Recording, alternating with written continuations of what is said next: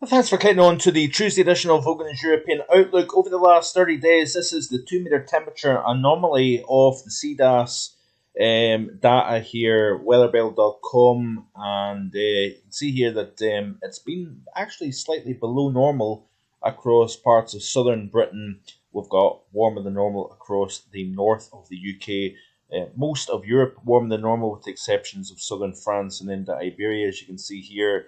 For the last 20 days, you can see here that it has been that anomaly is a little bit more significant across the south, staying warm across the north, and that has been the case. We did have some decent winter conditions across the northern half of the UK during December, and a decent chunk of January actually. When you combine the early portion of the month and then the middle portion of the month, we had this significant shot of cold with a decent amount of snow.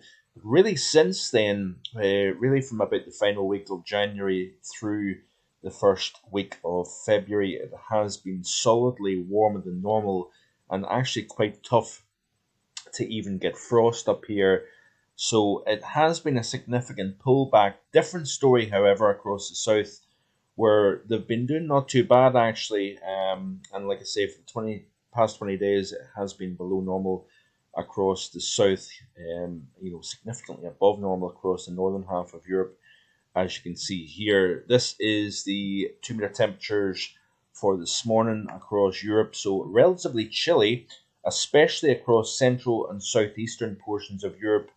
The earthquake zone of Turkey, it is significantly cold. Also, the war zone in Ukraine is pretty cold as well. So not great here, of course. And when you look at the temperatures for the UK this morning, another chilly morning, down to -6.3 at Benson, Oxfordshire, widely below the freezing mark through the Midlands, the south, and into East Anglia. It was quite a chilly morning. And current temperatures as of 4:45 in the evening, we do have a fairly uniform temperature regime, but mild across the north, as you can see here, holding up at 8, 10, 6.6 at Altnahara, 7 degrees at Wick. Parts of the Midlands seeing mid-single figures, as you can see here. Southeast and East Anglia, a relatively fresh afternoon. Probably seeing another frost during the overnight tonight, I think. Looking at this is the current pressure chart here of the GFS, and we do have a very large area of high pressure extending almost from the central Atlantic. In fact, it is the central Atlantic, all the way into Russia here, and of course with northwestern portions of the UK seeing a little bit more northwesterly or southwest to southwest wind. I'll get it there. Of course, that's holding the temperature up. Further south, under the clear, calm conditions, we had the cold start, and then we had the relatively chilly day. But of course, at this time of the year, you do start to feel a little bit more energy coming off that sun. As we play through over the next 12 hours or so, what we're going to start to see is we're going to see a frontal system approaching from the northwest. Even though we've got high pressure and relatively light winds across the bulk of England and Wales during the overnight tonight and into tomorrow morning, what we are going to see is an increase in gales across the west, northwest, and particularly the Outer Hebrides. I think we could have a very rough night indeed up here as that frontal system pushes in. It squeezes the isobars, and we see those increased winds during the overnight tonight and into tomorrow morning. The frontal system moves in, a spell of heavy rainfall as well as the strong winds across low elevations, heavy snowfall way up in the high elevations. So nothing to write home about in terms of wintry precipitation. As we continue to play through this loop here, we've got that little bit of a northwesterly component right on top of that area of high pressure, but we remain in the high pressure zone, just as I said in yesterday's video. And for some time now, that area of high pressure is going to maintain itself right the way through the middle portion of the month here. Europe generally on a dry theme, I think, for really the foreseeable future actually, as you can see here off the model here. And then eventually what happens is it looks as if the model at least is indicating that we get a little bit more of a disturbed setup as we progress towards the period 15th through the 20th of February here. The area of high pressure itself seems to push into the near continent here, so but it looks as if really for the next week to 10 days there's very little weather to speak about across the UK and Western Europe. This is the current setup at 8:50 here, so the coldest air anywhere in the continent over the southeastern portion of Europe. So like I say, the hard hit areas of Turkey after the aftermath of the earthquake. We're seeing very harsh conditions here for the recovery effort. Unfortunately, the situation in Ukraine, this is certainly not helping the situation. And of course, over the UK, we've got relatively mild air actually, but of course, low elevations, we do have some cold air that becomes trapped. Clear skies, light winds overnight sees the temperature drop below freezing. Then as we progress through into tomorrow, we've got that cold front moves in, we've got somewhat colder air comes in temporarily, and then eventually what happens is we've got that modestly mild air that comes back into play once again. So really for the foreseeable future, folks, we don't have anything particularly cold. In fact, we actually look as if, according to the GFS anyway, that we pull up some milder conditions from the south over the western portion of the continent towards the middle portion of the month here, and then as the pattern becomes a little bit more active off the Atlantic, we get this up and down regime here. You notice here with this area of high pressure over the northwest of Russia, we may try to rotate some colder air underneath this area of high pressure.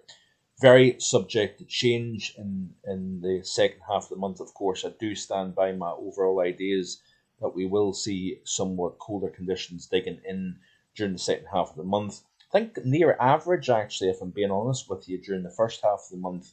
So if we do get slightly colder during the second half of the month with that average first half, the month overall it could wind up actually, average to below average. But it's all eyes on the very, very end of the month. And I'll talk about the stratosphere in just a second. But snow prospects, according to the GFS, fairly scant really across the west of Europe here, with the exceptions of some high elevation snow in the next 24 hours, as you can see here. But really, as we play right the way through the loop, if anything, the snow becomes actually less over most of Europe as we progress all the way out towards the 20th of the month here. There is very, very little in the way of snowfall projected here. Looking at the southern stratospheric warming situation here, the ECMWF latest indicates that the winds within the 550 or 10 millibar level, actually, shall say, takes an absolute tanking over the next week or so, goes into negative territory. So we reverse the winds from west to easterly at 10 millibars here, as we see this push of incredible warmth coming across the top of the pole. It almost does wipe out the polar vortex. What response that has remains very, very open to question, but we remember 2018. I'm not jumping on the fact that we're going to see that yet, but certainly this is going to be a big help to pushing the cold, the cold scenario as we progress towards the very end of the month. Remember the time in the 2018, it hit right at the end of the month. And if we do see this sudden stratospheric warming taking place, 15th, 16th of February, it would be the very end of the month that we may, if you get the response from stratosphere down into the troposphere, and we get that response at 500 millibars with, for example, either a strong Scandinavian block developing, Siberian air coming around underneath that, pushing towards the UK, or we get that Greenland block developing, the chances are that we would see the response to colder towards the very end of the month. And I think March could turn out, at least the first half of March, turn out to be quite cold, actually. This is the ECMWF weeklies, by the way. And if we play through this loop, it's quite interesting what they suggest here. Is it seeing what's going on within 10 millibar level? I'm not sure. But if we play through the loop, this is looking at this 500 millibar height anomaly chart here, looking over the poles. So this is North America Greenland, Iceland, UK, Europe here. At the moment, this is a relatively mild pattern, as you can see here. But watch this space. Watch the upper air pattern flip, from now towards the end of February, and particularly so into the first couple of weeks of March. You watch how the model indicates that we start to see the negative over Greenland, over the north, get pushed south, replaced by positives up over the top. That certainly would be a very interesting look indeed. So this is the period through 7th to the 14th of March. That is a classic negative NAO pattern, possibly in response to what's going on within the stratosphere. Looking at the 2 meter temperature anomaly chart here off the ECMWF weeklies. So we've got the warm north, cold south at the moment, very chilly conditions across the south of Europe. This is by far the coldest spell of winter so far here. As we play through this sequence here, so this is actually the 7-day increment, still warmer than normal if you notice, 18th through the 25th of February. And then do we start to see the response to that stratospheric warming taking place? Certainly it's interesting how it's showing Europe, particularly the west of Europe, turning colder than normal here. So we're just going to have to continue to monitor this situation as we go forward. But certainly a lot of things to consider, a lot of things to watch. Like I say, there's no guarantee, even with a sudden stratospheric warming, there is no guarantee that we get a beast from the east. But the increased chance is certainly there. So keep it right here on my YouTube channel. If you haven't already done so, please hit that subscribe button and stay up to date. See you again hopefully tomorrow with more. Bye.